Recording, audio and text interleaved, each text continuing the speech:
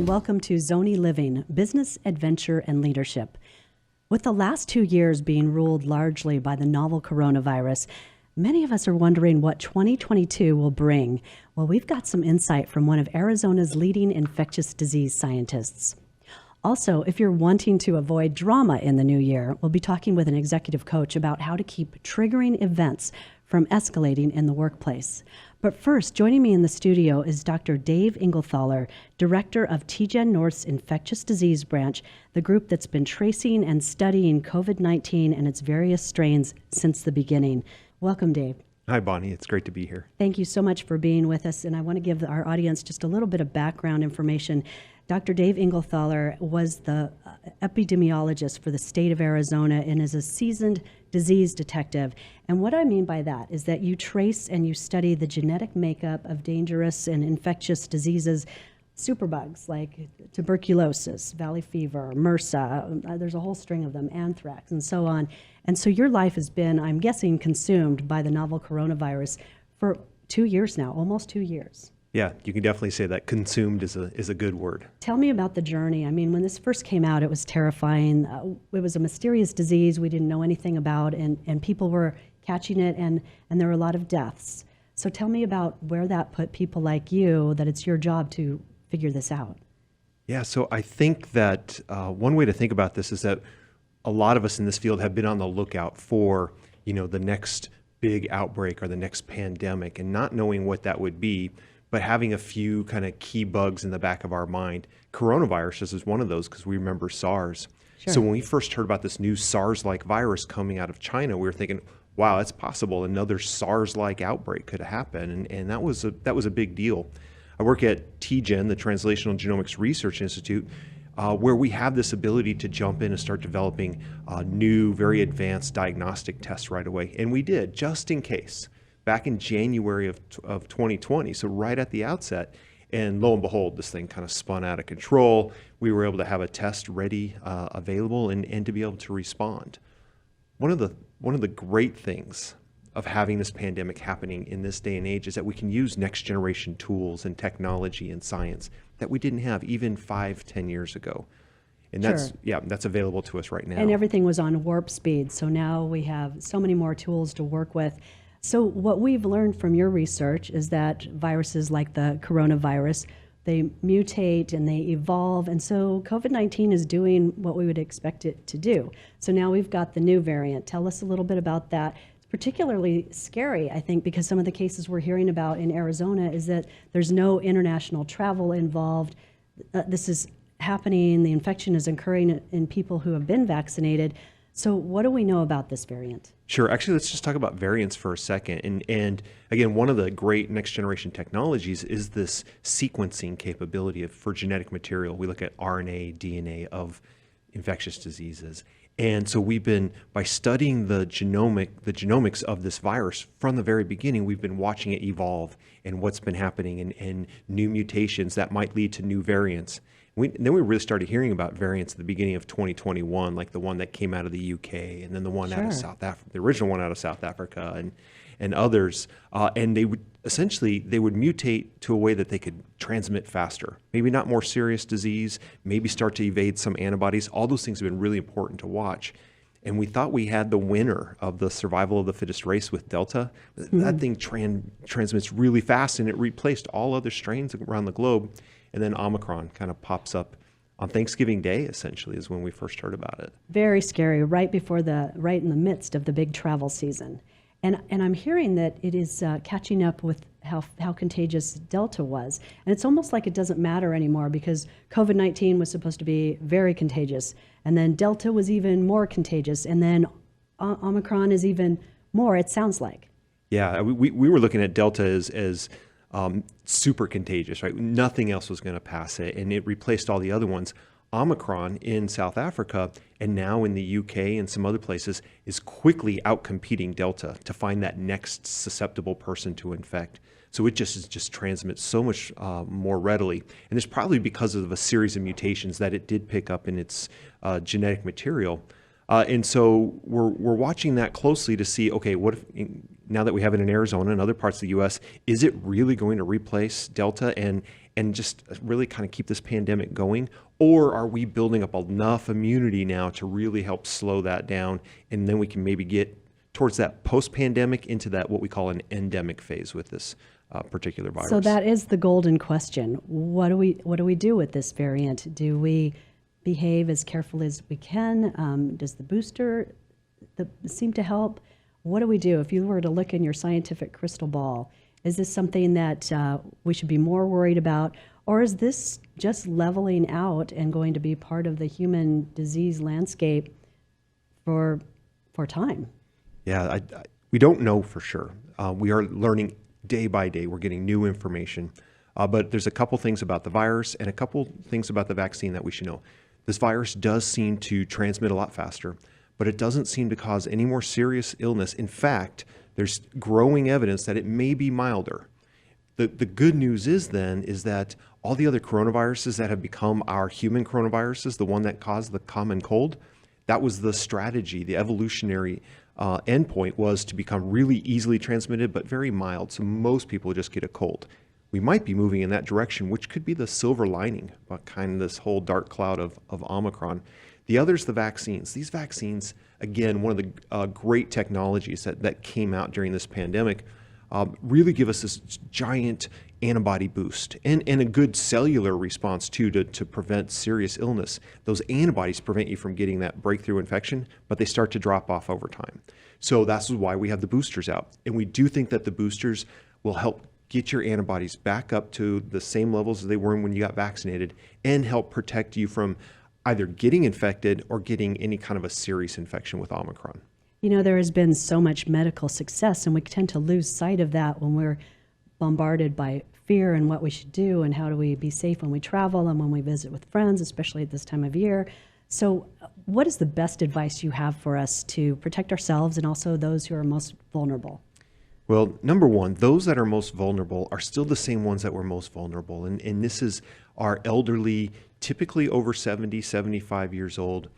And their immune systems aren't strong enough to keep a high level of antibodies, so they have to get boosted. We really got to make sure that our family members and our friends, community members that are elderly get the booster shot, as well as anybody else who has some type of immune deficiency. People are getting cancer treatment, people who've got an organ transplant or HIV positive. Those individuals really need to keep getting that booster, probably at least once a year. Get it now and then get it again probably within a year. So that's the most important thing. The rest of us definitely get vaccinated, and then 6 to 12 months after you've been vaccinated, go ahead and get a booster. It's not a bad idea just to keep your antibody levels up high. And I think we do that. We're going to continue to move towards this endemic phase where now we just have another virus that we all can deal with mostly, just another cold. So maybe like flu shots or something like that to keep our antibodies up, and then pretty soon it'll just be part of what we're doing. That's it. In fact, they're even talking about finding ways to make it easy. Just get the flu shot and the COVID shot together in one shot. So just annually you get it. Not that big a deal. And you'll be protected from having to go to the hospital. Very good. Well, thank you for so much insight in the pandemic and also the new variant. Really appreciate that, especially moving forward into the new year. Kind of some normalcy that we would all like to return to. Yeah. Well, this is Dr. Dave Inglethorpe, Director of TGen North, located in Flagstaff. So stay warm, my friend, and thank you so much for joining us. I will. Thank you, Bonnie. For more from Dr. Inglethorpe and the pandemic, find the January issue of Flagstaff Business News or go to flagstaffbusinessnews.com. As we're making our New Year's resolutions, research tells us that the most popular resolutions include our health, exercising more, eating better, eating less perhaps, taking time for self-care, and having less stress. One stress-inducing factor is drama in the workplace.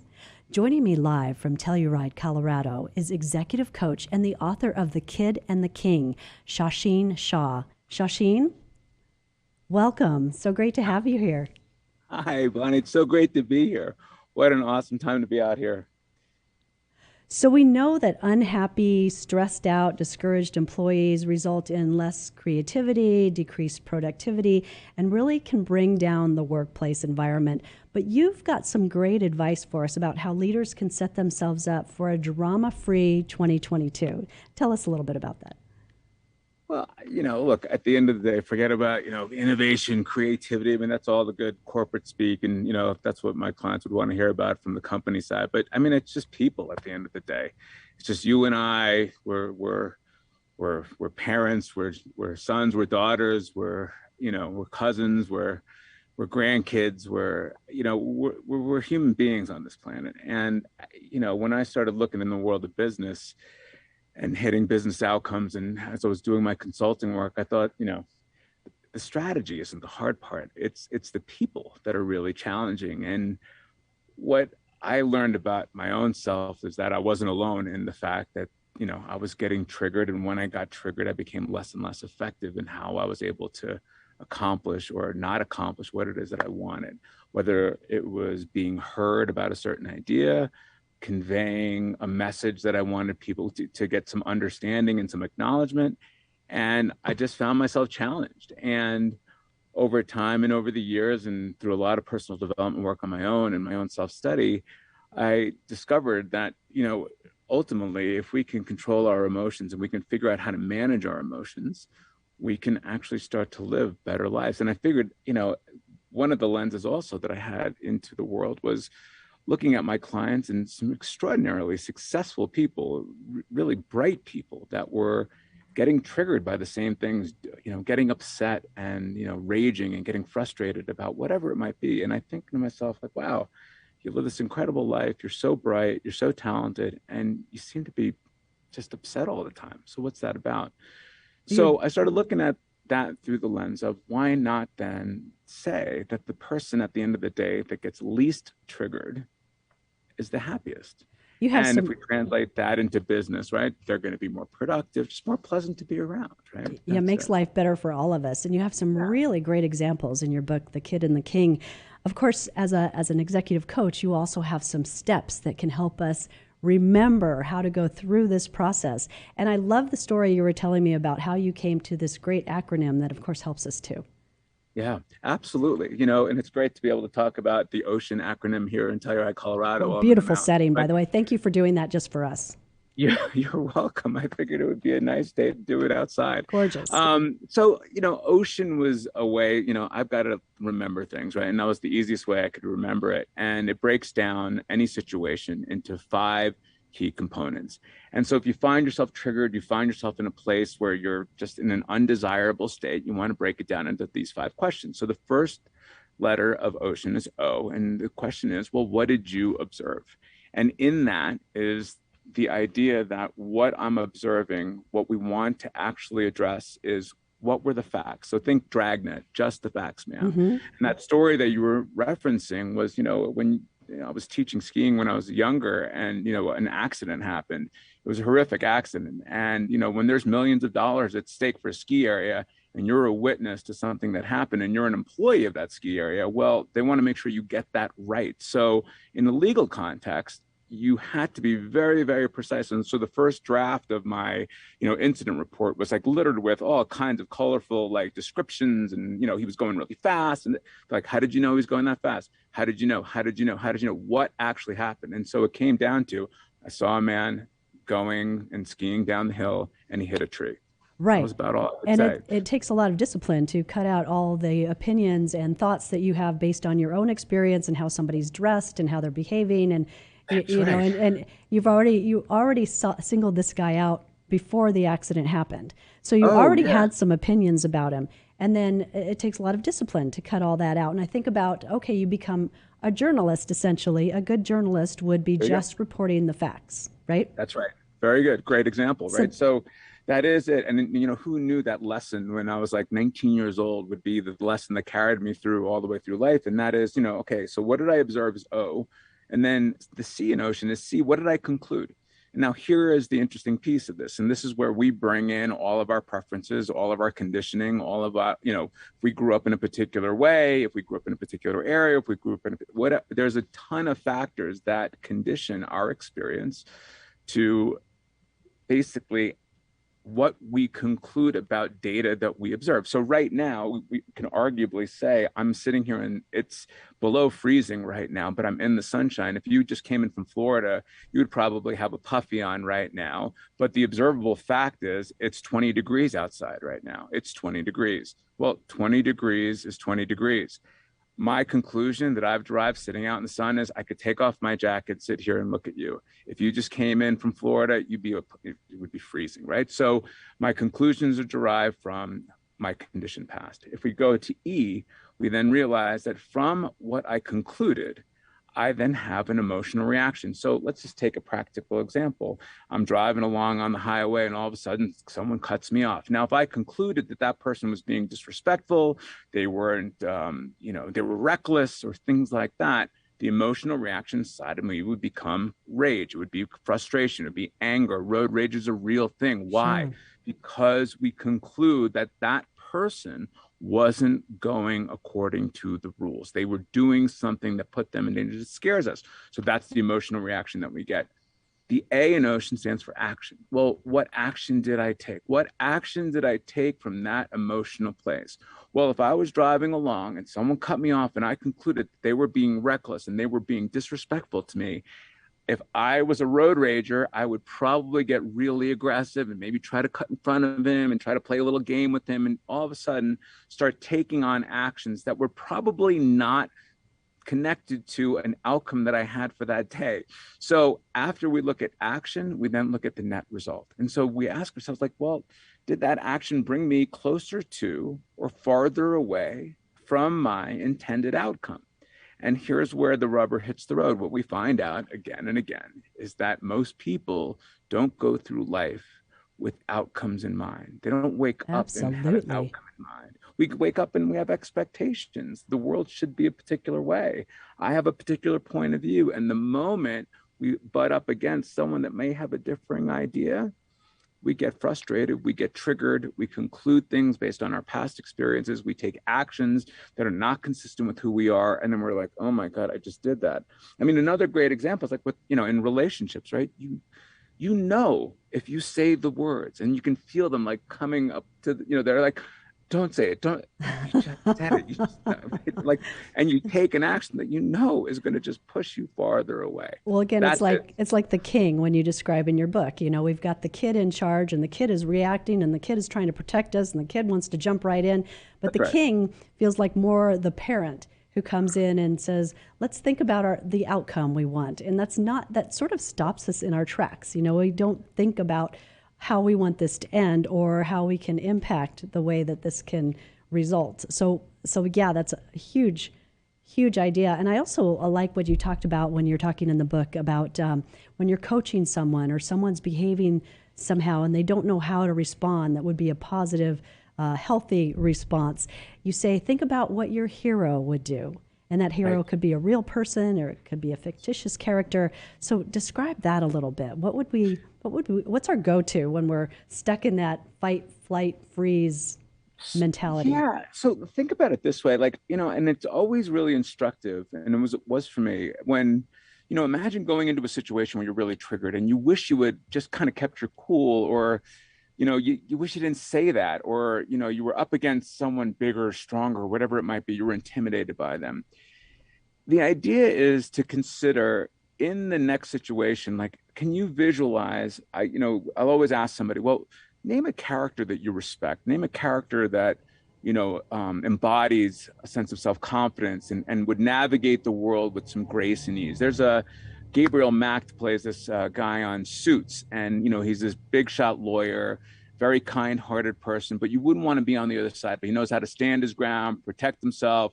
He's just a class act. He's just a really kind of a cool cat, he's a level-headed guy. And so when I have to go out on stage, or if I have to go into a new business meeting in which I'm walking into, some pretty substantially successful people and, a large corporation, I've got to just think about myself in that state and how would he respond? How would he show up? And, getting into that identity. And that's really the point of the book. The Kid and the King was really to juxtapose the fact that on one hand, I do know myself to be this thoughtful, caring, confident, loving, intelligent human being that can respond to anything in an effective way.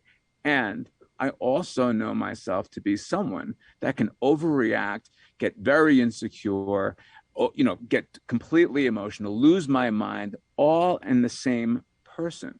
So it does get confusing when you're trying to figure out, well, what's going on here? Why is it? And that's why I wrote the book, honestly, is to end the confusion by organizing myself into two distinct identities, the kid and the king. And rather than trying to fight with this part of me, rather than try to squash this kid, I've actually gotten to know that part of me so well that I can anticipate the times and the circumstances, the kinds of people, the tonalities, the conversations, the topics that are going to bring that little kid right to the forefront and want to start barking like a dog or running away or feeling insecure or whatever it might be.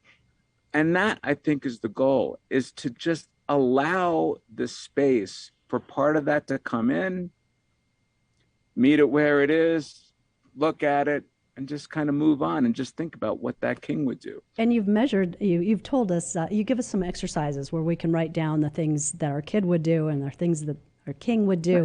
Right. And you've also told us, it's a fantasy that we think that eventually that kid, we can just figure out how to get rid and lose that kid. But that kid's going to be always with us, as you point out in the book. And I think that I'm glad you brought that up. I think that's the biggest fallacy. So, in my profession, it's not really popular to tell you like, well, welcome to the rest of your life. There's no quick fix. I can't cure this in 6 months or a year of coaching. I'm not going to give you a breakthrough weekend. I'm going to maybe give you an insight that might help you, but it's not going.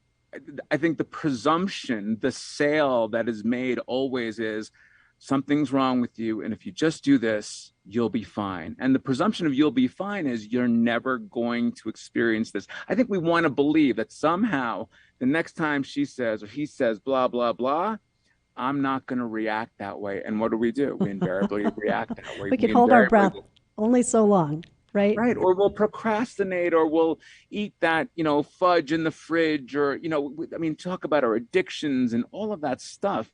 It's right there. So understanding, the hardest part about this conversation, I got to tell you, is crushing that side of us, controlling that side of us, putting discipline on top of that stuff works.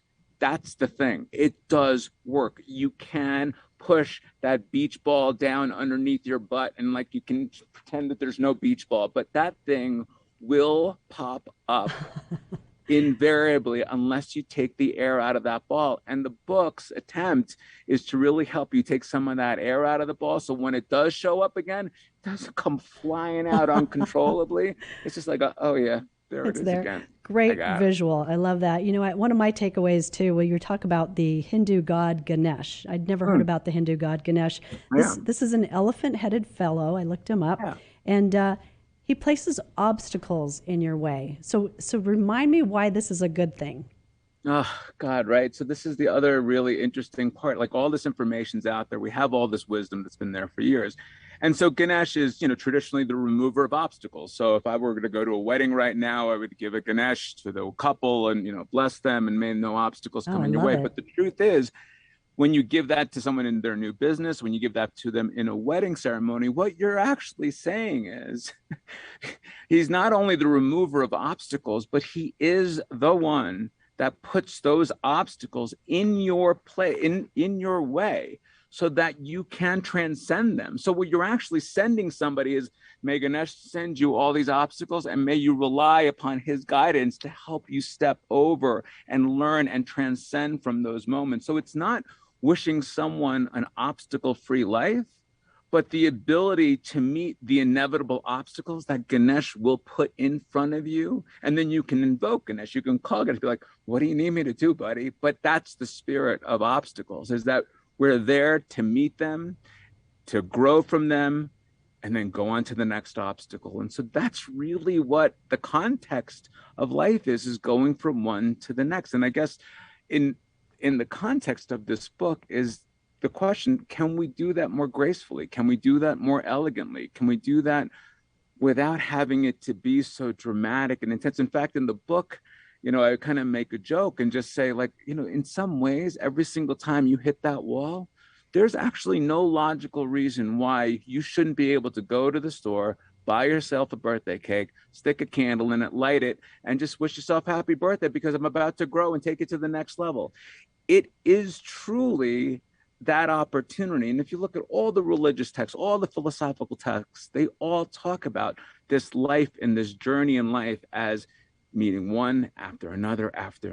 And so growing. again, and we don't like being uncomfortable as a culture. I mean, look at what we do to ourselves. We've got more people on medications than we've ever had in the world. Addictions are through the roof.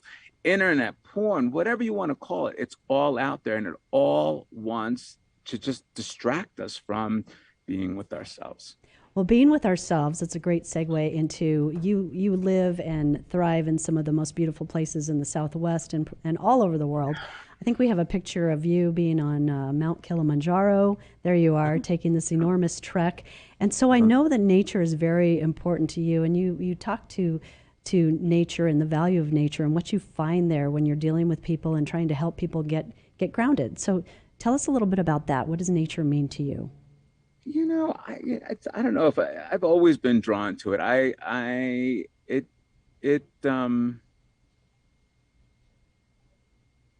would say it right sizes me. It reveals a power greater than myself. I wouldn't call myself a religious person, but a deeply spiritual person, and looking at just the interconnectedness and the perfectness of how nature works. Staring up at the sky. This morning, I was up on a hike, in the dark, and the moon was setting, and you take a moment and you take this natural environment, this order, and the trees that are growing, and the mountains that were created, this big giant chunk of granite in front of me, and the intricacies of a snowflake, or the beautiful colors of the sky, or forget any animal in the animal kingdom, and it just, I don't know, it just right-sized me. So as I think about all of my needs, wants, desires, and my concerns, and my all the things that consume my brain, the moment I go outside, it does give me an opportunity to just kind of pause, breathe, reflect, and just put things in perspective. And I've just found it really useful. And it's not only just nature for me, but the physical activity outside. So there's something energetically when I go outside and I'm active and I'm moving my body and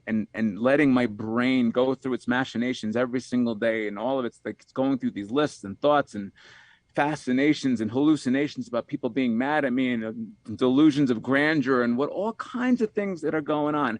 So I'm walking and I'm hiking and I'm going through, it's just some of that stuff processes out.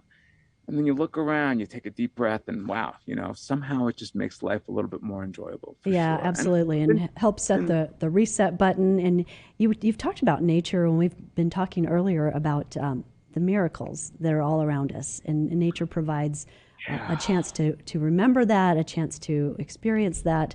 And I love that in your book you talk about not a visioning board, but a miracle board. Yeah. Wow. So now we go into the woo-woo of Shashi, where we go into the esoteric, right? That's your next book, the woo-woo of Shashi. It is the next book. And I will say this, the miracle board was an idea that came from a woman that I had interviewed years ago. And, she basically, and when I asked her the question, like, what's next? She said, Shashi, I just don't have the creativity to answer that question. And I was like, wait a minute, Shashi, you're not doing that with the Texas accent. Oh, right. It was Dallas, Texas. Yeah, oh, yeah. Yeah, right. It was on Turtle Creek Drive. And that was the first time I'd ever really seen Texas. Like, really, I was a New Yorker. I was, really young. And here's Trisha Wilson looking at me. She's like, Shashi, I just don't have the creativity to answer that question. Now, there you go. And I dumbfounded. I mean, I was just dumbfounded. I couldn't believe that. Like, here's this really successful woman, and I'm asking her, what about her goals? And, what is she doing for this next year? And she just said, you show up with a smile on your face, you do a good job. And when you mess up, you clean it up. Don't cheat anybody. And she said, just keep that smile on your face. She's like, you know what? The world has an interesting way of working itself out. And I remember hearing that going like, wow, like what an interesting concept. And so this idea of the miracle board evolved, and my buddy Matthew Ferry was like, forget these vision boards. This is when The Secret was going on. It's like, it's just shallow. It's like, why don't we just start basically utilizing this thing that they're talking about, this reticular activating system in our brain that says, wow, if I want to go drive a red Porsche, go to the Porsche store and drive a red Porsche. Next thing you know, you're going to see red Porsches everywhere. Great. So we just said, well, what if every single day we looked at the world and said, well, what's the unexpected good fortune that happened today? What happened today that was unexpected and good? Today, it was honestly, I had no idea the moon was going to be in the size that it was. And as I'm walking up the hill, it was going right down and it illuminated the entire path. And I just sat there in awe. If you're on my Instagram at Shashi, you'll see it today. And it was just unbelievable. The connectivity that happens in the world that's unexpected and good, that we could have never planned for that. That wasn't within our five sensory experience and our thought or the creativity to be able to answer that in that way. And so by being able to just simply look at the world through the lens and prepare ourselves to be able to receive, and I think that's the key. If we do develop emotional mastery, if we're not consumed with our own needs, wants, and desires, if we're not upset and frustrated, if we're not grumping about the world, if we're not frustrated about the political situation, if we're not complaining about the weather or doing whatever it is that consumes us, and we can just ground ourselves, suddenly the world has a really interesting way of revealing itself. And the more we can start looking at that and acknowledging it, the more we see that unexpected good fortune, the better I think I feel as I look at the world as a caring and loving and exciting and interesting place. And I think it makes it really fun to live this world this way. Beautiful ideas, and you're a great example for us. Thank you so much for being on Zonie Living. And congratulations on your book. It's a great read, guys. Shashi Shah's new book is The Kid and the King. It's out now in hard copy and audiobook. Look for it on Amazon. It's a fantastic read about developing emotional mastery, as we just heard, understanding why we react the way we do, how we sabotage ourselves, and how we can change our thoughts and improve our lives. Great listen to while you're driving to your next outdoor adventure. It's all about preparing for your best new year ever. Be safe, be well, be drama-free, notice miracles. I'm Bonnie Stevens.